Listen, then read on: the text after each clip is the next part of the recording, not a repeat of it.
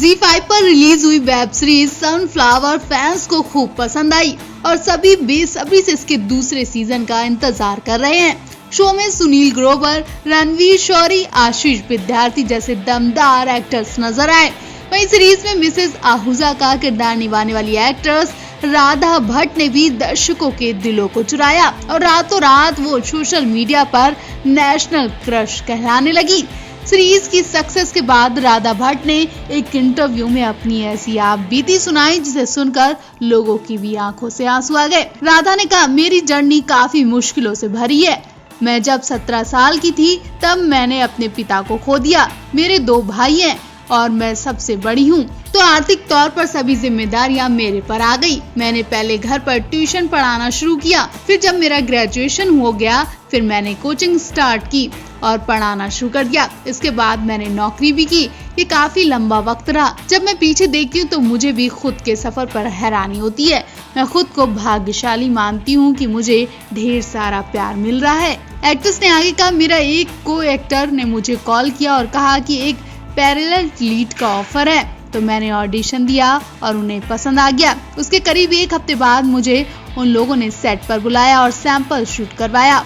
बस फिर वहीं से जर्नी शुरू हो गई। सैंपल सीन शूट के लिए मुझे छतरपुर जाना था। शाम हो रही थी, मुझे कोई आइडिया नहीं था उस जगह का, लेकिन मैंने ऑटो किया और वहां पहुंची और सीन शूट किया। ऑडिशन के बाद भी मैं सोच रही थी कि पता नहीं शो मिलेगा या नहीं, लेकिन मैं खुशकिस्मत रही। मुझे मिल गया मिसेज आहूजा का रोल। मैं मिसेज आहूजा करने वाली हूँ। दरअसल इसके ऑडिशन बहुत ही फनी स्टोरी है। एक्ट्रेस ने आगे कहा, मैं एक फैमिली फंक्शन था और काफी लेट हो गया था। मैं बहुत थकी थी, लेकिन मैंने ड्रेस सभी चेंज किया, शूट और ऑडिशन भेज दिया। इसके 2 दिन बाद मुझे कॉल आया और मुझे सेलेक्ट कर लिया गया। मैं सोच रही थी कि मैं इतना तैयार होकर हमेशा ऑडिशन करती हूँ, लेकिन इस बार बस ऐसे ही हो गया। हालांकि मुझे इसकी वजह बाद में पता लगी। जब मैंने विकास सर और राहुल सर से किरदार के बारे में ब्रीफ मांगा तो उन्होंने कहा कि जैसा ऑडिशन था बिल्कुल वैसा ही करना है, ये कैरेक्टर वही है। सनफ्लावर 2 तो बेशक आएगा, लेकिन बीमारी की वजह से थोड़ी सी चीजें डिस्टर्ब हैं। इसके साथ ही मैंने 1-2 प्रोजेक्ट और कर लिए हैं, लेकिन उनमें मेरा किरदार काफी छोटा है, लेकिन आप मुझे देखकर पहचान जाएंगे। एक अच्छी बात ये भी होती है कि आपके साथ वाले आपसे ज्यादा खुश होते हैं जब वो आपको ऑन स्क्रीन देखते हैं। जान पहचान वालों को खुशी मुझसे ज्यादा खुशी देती है। इसके साथ ही मुझे ऐसा फील हो रहा है कि शायद मुझे साउथ इंडियन फिल्मों में भी बुलाया जा सकता है। मैं south Indian hero heroine character भी निभाना चाहती हूँ। एक्ट्रेस ने कहा कि कई लोग मुझसे पूछते हैं कि मैं कॉर्पोरेट वर्ल्ड में भी रही हूँ, अब मैं यहाँ हूँ। मुझे लगता है कि ये हर जगह होता है। अगर आप अच्छा काम कर रहे हैं तो आगे बढ़ रहे हैं तो खूबसूरत दिखते हैं तो लोग आपको अप्रोच करने की कोशिश करते हैं। जब मैं मुंबई आई थी तो मेरे एक डायरेक्टर ने मुझे कहा था कि राधा अब तुम मुंबई में हो, अगर कोई फेवर के लिए पूछे तो गुस्सा मत होना, आराम से मना कर देना। लोग तुमसे पूछेंगे लेकिन कोई फोर्स नहीं करेगा, बाकी ये तुम्हारा फैसला होगा तुम्हें उसकी बात माननी या नहीं माननी है। एक्ट्रेस ने कहा कि मुंबई में ये सब चीजें आम होती हैं। लोग आपको फेवर देते हैं, हर दूसरे दिन आपको ऊपर तक पहुंचाने के नए नए तरीके बताते हैं। लोग चले जाते हैं लेकिन उनकी यादें कभी नहीं खत्म होती हैं। आज हम उस अदाकारा की बात कर रहे हैं जिसने पहली फिल्म से धमाल मचा कर रख दिया था, लेकिन किसी को नहीं पता था कि ये एक्ट्रेस पहली फिल्म में धमाल मचाने के बाद फिर दोबारा कभी नजर नहीं आएगी। शायद इसलिए ऊपर वाले ने उनकी पहली फिल्म से उन्हें इतनी ऊंचाइयों तक पहुंचाया कि लोग उन्हें कभी भूल ना पाए। हम बात एक्ट्रेस सौंदर्या की कर रहे हैं। एक्ट्रेस का नाम जरूर अनजान है, लेकिन फिल्म सूर्यवंशम हर किसी के जहन में अच्छी तरह से बसी है। जी हाँ, सूर्यवंशम फिल्म में अमिताभ बच्चन की पत्नी का रोल अदा करने वाली एक्ट्रेस सौंदर्या आज हमारे बीच जरूर नहीं है, लेकिन हर हफ्ते जब सूर्यवंशम टीवी पर देखी जाती है तो एक्ट्रेस की मौत याद कर हर कोई रो पड़ता है। महज 31 साल की उम्र में सौंदर्या ने दुनिया को अलविदा कह दिया था। 27 अप्रैल साल 2003 को सौंदर्या ने सॉफ्टवेयर इंजीनियर GS रघु से शादी की थी। सौंदर्या का असली नाम सौम्या सत्यनारायण था। करियर के शुरुआती दौर में ही सौंदर्या ने कई सुपरस्टार के साथ काम किया और एक के बाद एक कई हिट फिल्में भी दी, लेकिन फिल्म सूर्यवंशम ने उन्हें हर घर में पहचान दिलवाई। 1992 में सौंदर्या ने कन्नड़ फिल्म गंधर्व से बड़े पर्दे पर डेब्यू किया था। 12 साल के करियर में उन्होंने 100 से भी ज्यादा फिल्मों में काम किया। अपने छोटे से करियर में सौंदर्या ने तमिल, मलयालम, तेलुगु, कन्नड़ और हिंदी फिल्म में भी काम किया। एक्ट्रेस होने के साथ साथ सौंदर्या फिल्म डायरेक्टर भी थी। उन्हें बेस्ट फीचर फिल्म के लिए नेशनल अवार्ड भी मिला था।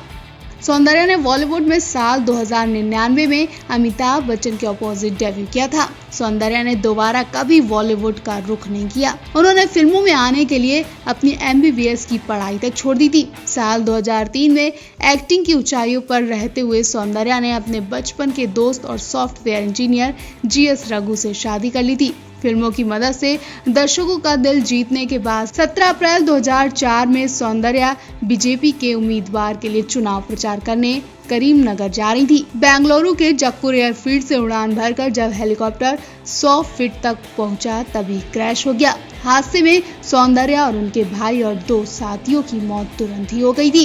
हेलीकॉप्टर जहां गिरा वहां एक शख्स काम कर रहा था। जब वो यात्री को बचाने के लिए पहुंचा तब जोरदार धमाका हुआ और चारों तरफ आग फैल गई। लाशों की हालत तो ऐसी हो गई थी कि किसी को पहचान पाना मुश्किल हो रहा था। मौत से पहले सौंदर्या ने अपने पिता के नाम पर बेंगलुरु में अनाथ बच्चों के लिए 3 स्कूल भी शुरू किए थे। कहा जाता है कि सौंदर्या के बचपन में ही एक ज्योतिष ने उनकी मौत की भविष्यवाणी कर दी थी। हर माँ बाप की तरह इनके भी माता पिता ने बेटी के लिए हवन, पूजा पाठ सब करवाया। यहाँ तक कि इन्हें ड्राइविंग भी नहीं सीखने दी गई। हर समय इनके साथ बॉडीगार्ड रखा जाता था। इतना ही नहीं, सौंदर्या को जब अमिताभ बच्चन के साथ सूर्यवंशम फिल्म में काम करने का ऑफर मिला तो ज्योतिष ने उन्हें कामयाबी के लिहाज से इस फिल्म को सौंदर्या के लिए अच्छा बताया था। लेकिन साथ ही उन्होंने ये भी कहा था कि ये फिल्म उसके लिए बॉलीवुड की आखिरी फिल्म साबित हो सकती है। ये सब सुनने के बाद उनके माता पिता घबरा गए थे और आखिरकार वही हुआ। इस फिल्म के बाद एक्ट्रेस कभी नजर ही नहीं आ पाई। आप इस एक्ट्रेस को लेकर क्या कहना चाहते हैं? कमेंट बॉक्स में अपनी राय जरूर दें। इंसान तो चला जाता है लेकिन उसकी यादें कभी भी हमारे दिल और दिमाग से नहीं जाती हैं। एक ऐसा महान कलाकार जो आज के दिन हम सभी को रुलाकर चला गया था। वो इंसान आज भले ही हमारे बीच नहीं है लेकिन उसकी दिलचस्प बातें और किस्से सुनकर आज भी लोग ठहाके मारकर हंसते हैं और भावुक होकर रोते भी हैं। हम बात मशहूर अभिनेता राजकुमार की कर रहे हैं। 3 जुलाई 1996 को राजकुमार हम सबको छोड़कर जा चुके थे। राजकुमार वो एक्टर थे जो सिर्फ पर्दे पर ही नहीं बल्कि असल जिंदगी में भी एक राजा की तरह पूरे रुबाब के जीते थे। आज भी तिरंगा फिल्म देखते हैं तो यकीन करना मुश्किल हो जाता है कि राजकुमार हमारे बीच नहीं है। हिंदी सिनेमा में राजकुमार का नाम एक बेबाक एक्टर के तौर पर जाना जाता है। राजकुमार पर्दे पर जितने बेबाक थे, निजी जिंदगी में वो उतने ही मुंहफट थे। राजकुमार का जन्म 8 अक्टूबर 1926 को पाकिस्तान में कश्मीरी पंडित परिवार में हुआ था। राजकुमार की फेमस फिल्मों की बात करें तो पाकीज़ा, तिरंगा, वक्त, सौदागर जैसी फिल्में हैं। राजकुमार आज बेशक हमारे बीच नहीं है लेकिन उनसे जुड़े कई किस्से अक्सर सुनने को मिल जाते हैं। कभी इन्होंने अमिताभ बच्चन जैसे स्टार का मजाक उड़ाया तो कभी धर्मेंद्र को बंदर कहकर बुलाया था। राजकुमार जिंदा दिल इंसान थे और आज हम आपको उनकी जिंदा दिली का एक किस्सा सुनाने जा रहे हैं। राजकुमार साहब बात करते हुए भी अपना स्टाइल नहीं छोड़ते थे। ये बात तो सभी जानते हैं कि उनकी मौत गले के कैंसर से हुई थी और बहुत हैरानी की बात है कि राजकुमार ने अपनी ये बीमारी लंबे टाइम तक इंडस्ट्री से छुपा कर रखी थी।